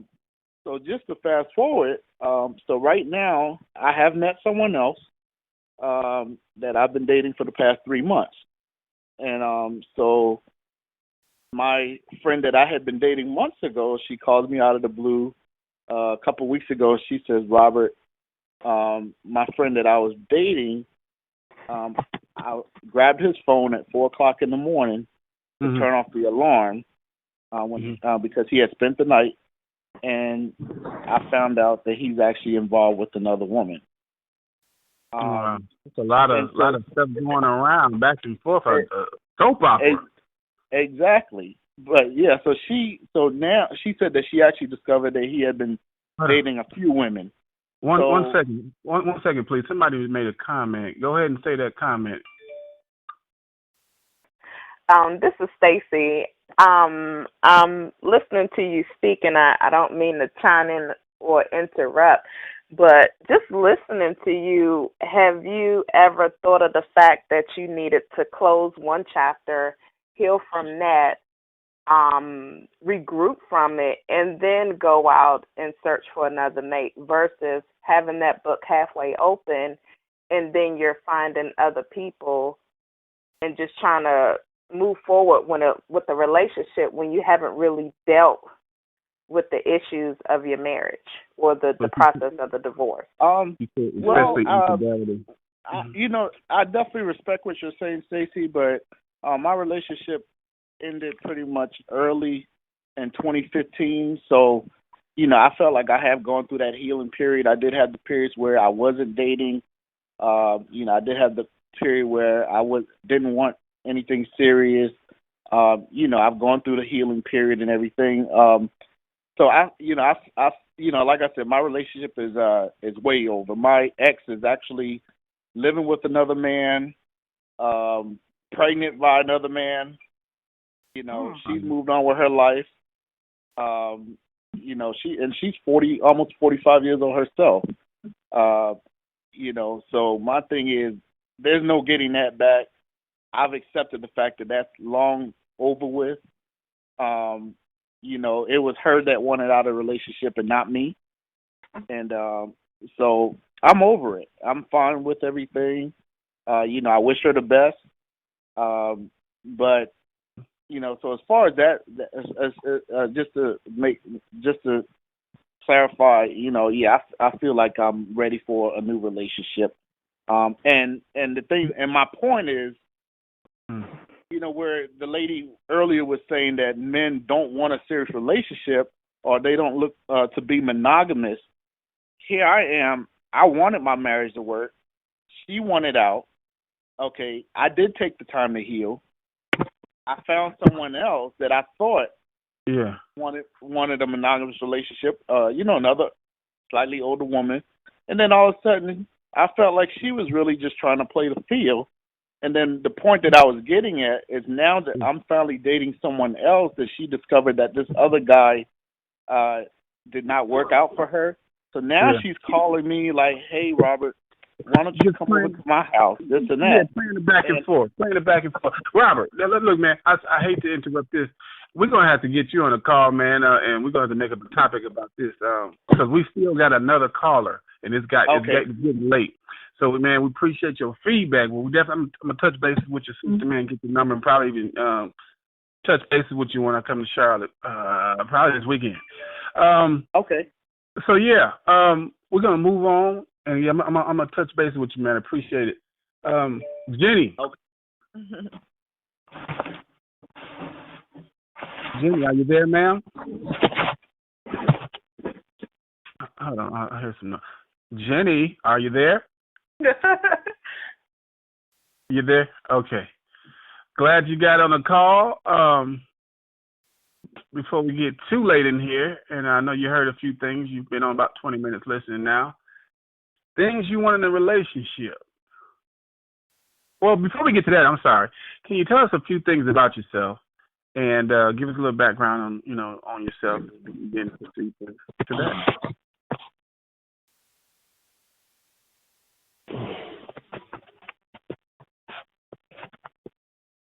Hello.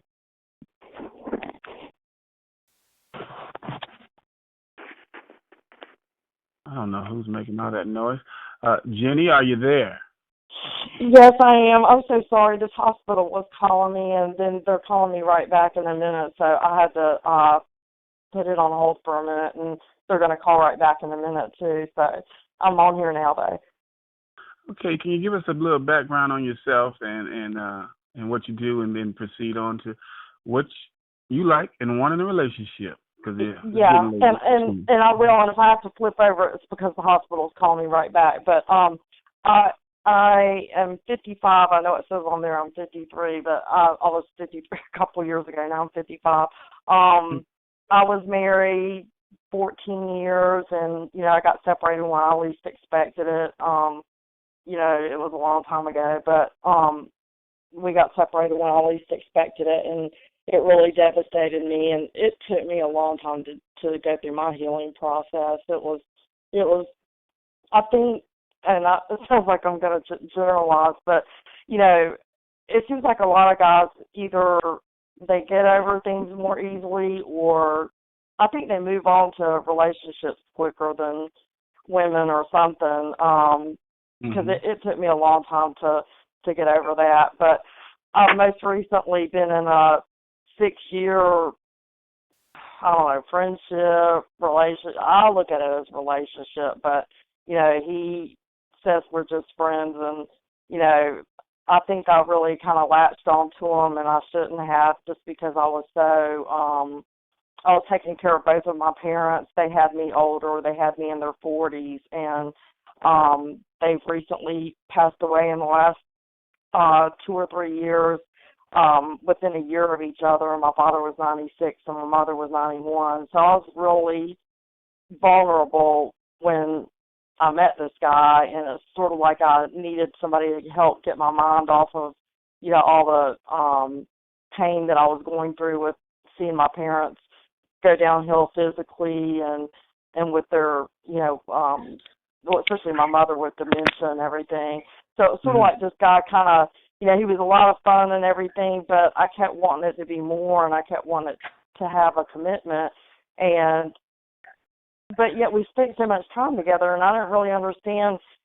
To me, it seems like it was a monogamous relationship. We spent so much time together, but I really didn't understand how we were just friends. I never have understood that. But he's done a lot of things that I've seen after the fact that, I put a lot more stock into the relationship than he did. And most recently, he was acting really weird and not answering calls and just avoiding me and everything. So I asked him over and over if he would just be honest with me about it, and he finally was honest and told me he was seeing somebody else. And then he turned around like 3 or 4 weeks later and told me that he wasn't seeing this person anymore, that he found out she smoked, that she lied about smoking, he's really against smoking. And he said he wasn't seeing her or anyone, so I started seeing him again. And then come to find out,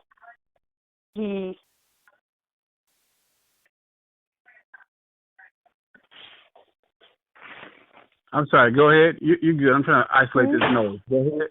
I'm sorry. Oh, wait. The hospital's calling again. I'll come back on in a minute. Okay. Anybody got chime in on what she said, or do you see anything wrong with what she's talking about, what she's doing? My name, I spoke earlier. This is Brittany, the young 26-year-old. I've actually been in that.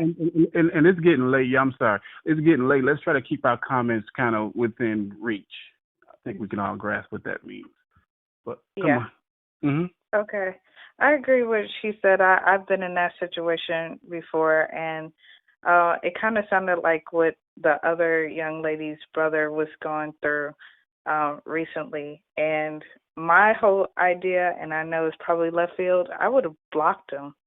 Like, I've gotten to that point where, just like, okay, I'm good with myself. I don't need to come back to you. I don't circle around the same thing twice. So that's just.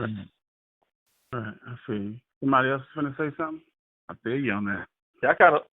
Yeah, in that situation, Tim, it sounds like in relationships a lot of time, man, we don't get what we deserve. And sister won't really negotiate anything. She was accepting a lot of stuff, Mm-hmm. She was just a bad negotiator in that situation.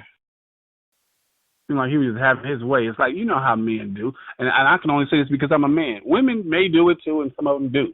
But, I can say they do. It depends on the person. If they know that you just gung ho for them, head over heels, some people will just they're take gonna that. They're gonna try you, bro. Yeah, they're gonna use it to try their advantage and take you as far as they can take you. And of course, a man, he know, oh, she's sweating me. Oh, you know, he's gonna get everything he can out of you. He's gonna try to use her till she can't be used no more. So that's why we got to, you know, pace ourselves in relationships. You know, I'm not saying hold back and put up guards, but sometimes people just dive in head first and get used. Yeah. Jenny, are you back? Because if not, we're gonna get any last words from anybody else. I know she's on hold, but we can't really hold on for like that. Any Okay, last I'm sorry. words? I just got back on here. Sorry about that. I just now flipped back over. Sorry. Okay. All right. Some comments were made that you know. Go ahead, and make that comment again, real quick, please. Okay. Basically, Jenny, me listening. Yeah. Oh, go ahead, sister. Me Jenny, personally, go ahead, man. Andre, go ahead. Okay, Jenny. Basically, I was saying in relationships, a lot of times we don't get what we deserve. We think we deserve a lot. We get what we negotiate. And in this situation, for many years, you just didn't negotiate well. That man know how far to take you, and he drug you the whole distance. Mm-hmm.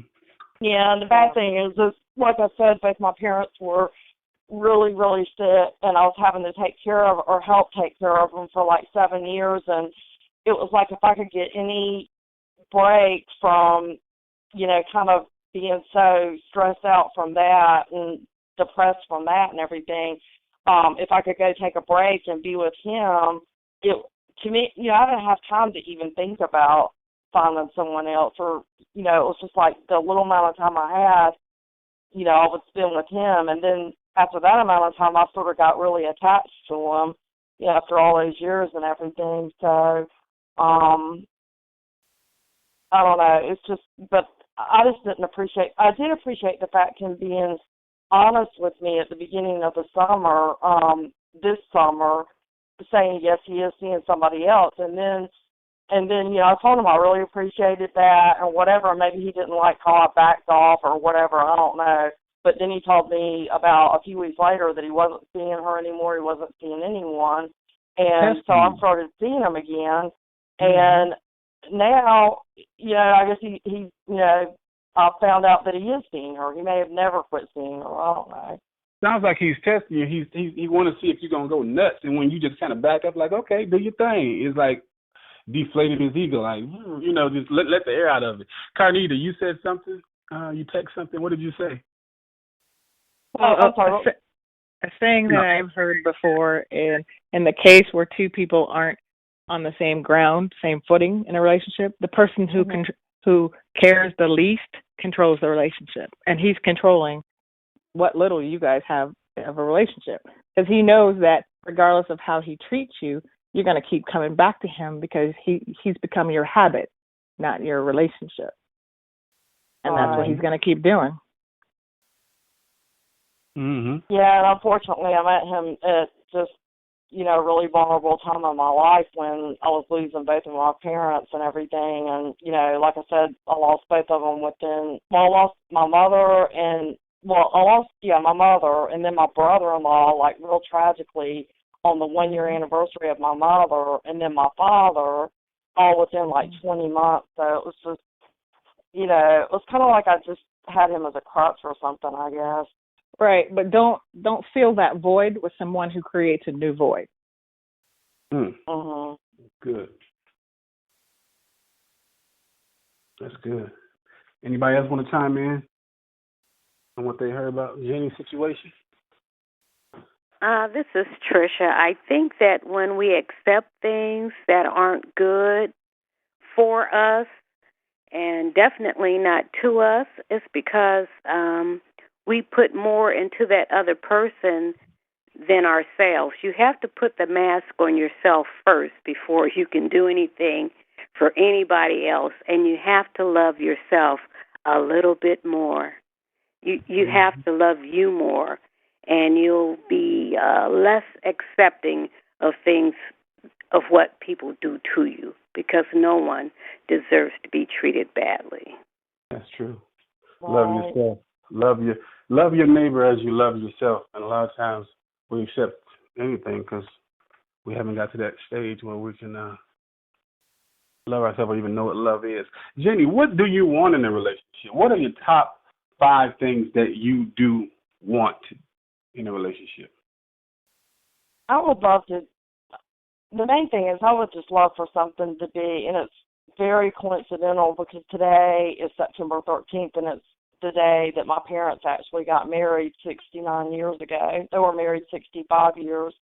And, you know, I look to them as like such an example, and I think their example is so rare. I mean, it was rare even for people of their generation, let alone, you know, anybody in this time just about. But I mean, my father lived and breathed for my mother. Like, no matter how sick she got, no matter what happened with her. I mean, she had like 4 major strokes from 2001 till 2014, and he it's almost like he loved her more as time went on, even as she got more disabled and everything. It's like his love just deepened even more. Like, you know, so you want to care for you, your things that you want in a relationship. I know you're outlining the model, but specifically, what are those things that you want in a relationship? Well, I mean, just that same, you know, that same loyalty, commitment,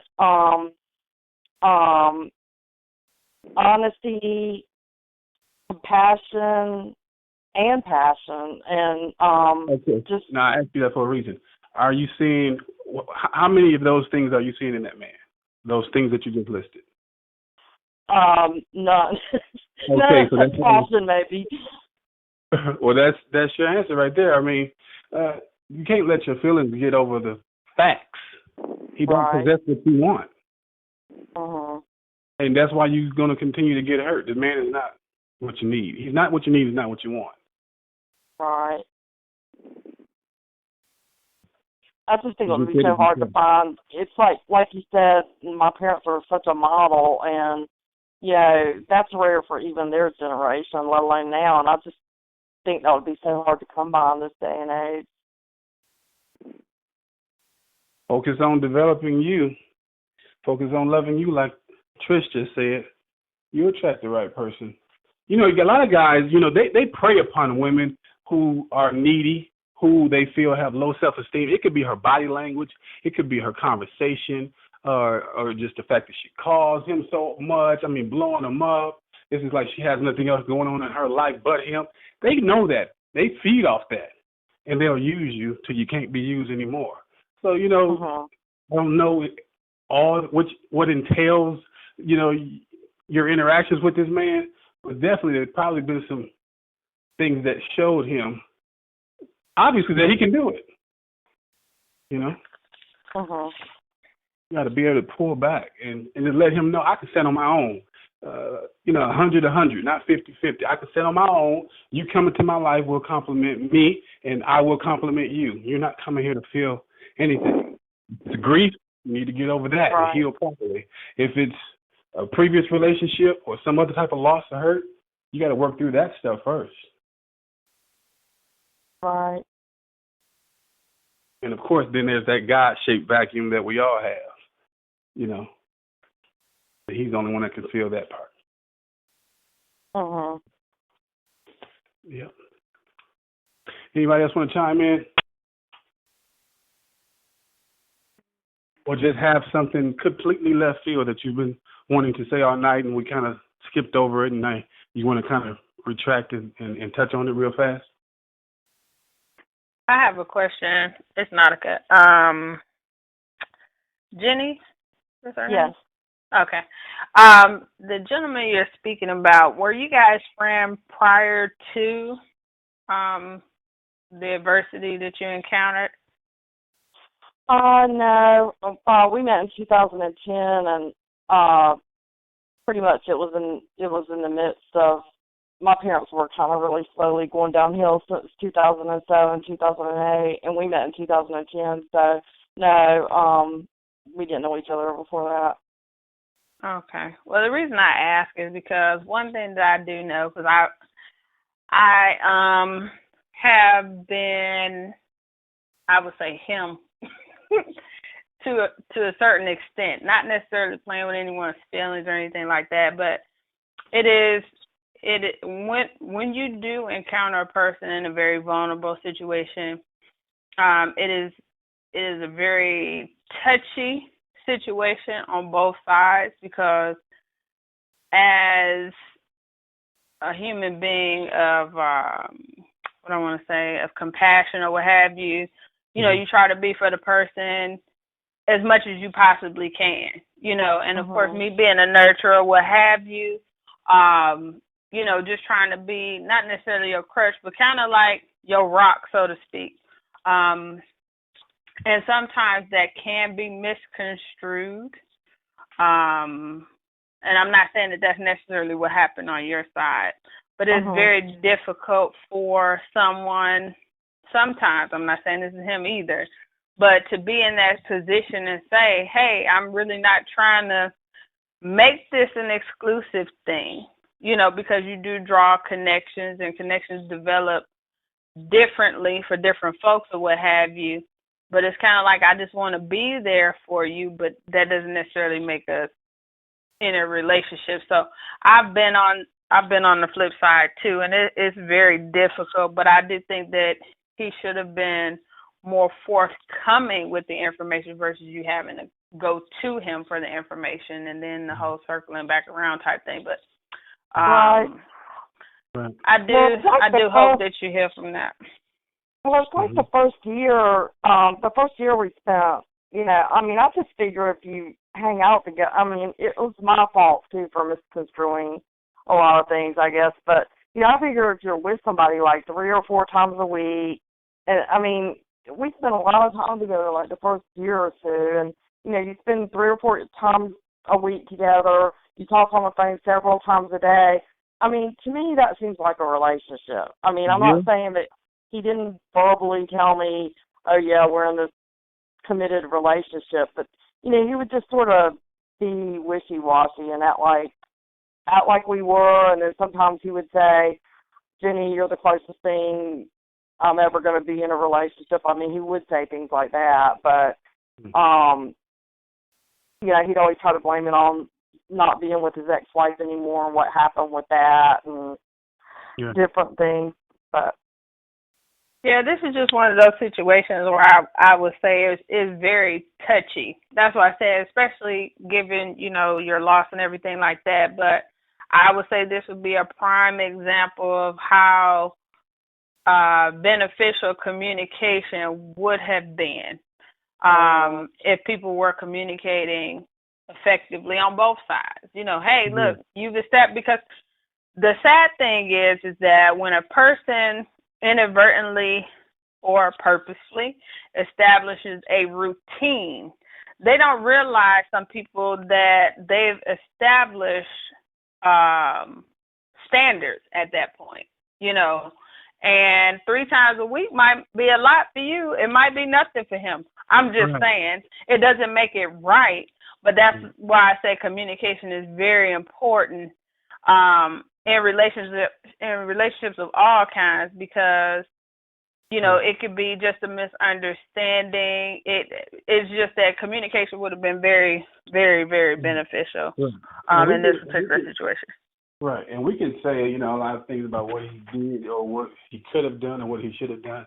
You know, tomato, tomato. But it's like, now, what do you do from this point on? Can't go back and change that. We just got to accept the past or accept the mistakes and move forward. We got 3, 6, 9, 12, 13, 14 people left on here that hung with us. Thank you for hanging with us this late. I know it's getting late. That's why I was trying to kind of wind up the call, but y'all, you know, still hung with us.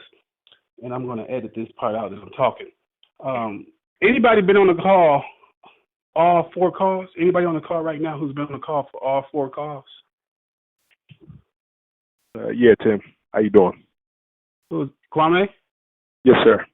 You've been on the call. Okay, all 4 calls. Anybody else been on the call for all 4 calls? Yeah, me too. I have to. Who is that? Arnita. This is Carnita, Kwame, who else? Nikki. Stacy. Nikki. Stacy, you been on all 4 calls? Yes. Anybody else? So there were three calls before this one. Yes.